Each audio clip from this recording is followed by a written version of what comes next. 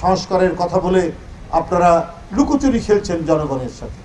একবার বলেন ডিসেম্বর, একবার বলেন মার্চ, একবার বলেন জুন। কেন এই লুকোচুরি খেলা? জনস্রোত তৈরি করা হয়েছিল, রক্তস্রোত যেটা বইয়ে দিয়েছিল শেখ হাসিনা, তাদের বিচার করতে এত সময় লাগবে কেন?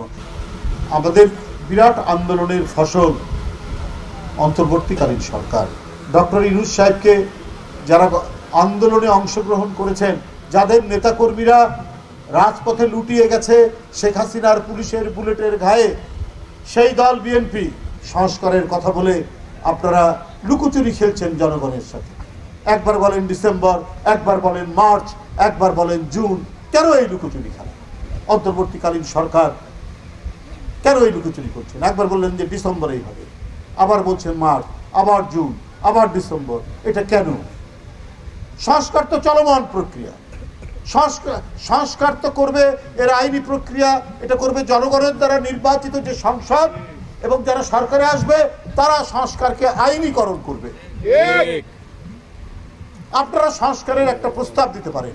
এদিকে 5ই আগস্ট থেকে 5 মাস, আর এদিকে যদি ডিসেম্বরও আমরা ধরি, তাহলে 1 বছর 5 মাসের মধ্যে কি কি সুপারিশ করা যায়, তো সেটা কি করা যায় না? সেটা তো নিশ্চয়ই করা যায়। তারপরে বিচারের কথা বলছেন।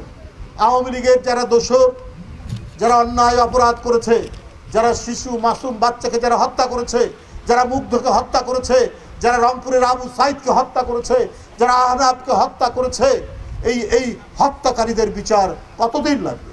জনস্রোত তৈরি করা হয়েছিল, রক্তস্রোত যেটা বইয়ে দিয়েছিল শেখ হাসিনা, তাদের বিচার করতে এত সময় লাগবে কেন?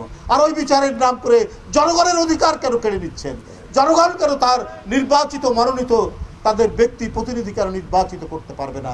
নানা কথা বলছেন যে আন্দোলন কি হয়েছে, কি বলে যে নির্বাচনের জন্য। অবশ্যই গণতন্ত্র কেড়ে নিয়েছিল শেখ হাসিনা, ভোটারদেরকে ভোট কেন্দ্রে যেতে দেয়নি, ভোট কেন্দ্রে গরু বাছুর কুকুর ঘুরে বেরিয়েছে। এই কারণে এই হারানো অধিকার ফিরে পাওয়ার জন্যই তো আন্দোলন সংগ্রাম, এবং এটা তো গণতন্ত্রের অপরিহার্য অংশ। তো কেন আপনার নির্বাচন দেরি হবে? কেন নির্বাচনকে নিয়ে আপনারা গড়িবসি করবেন?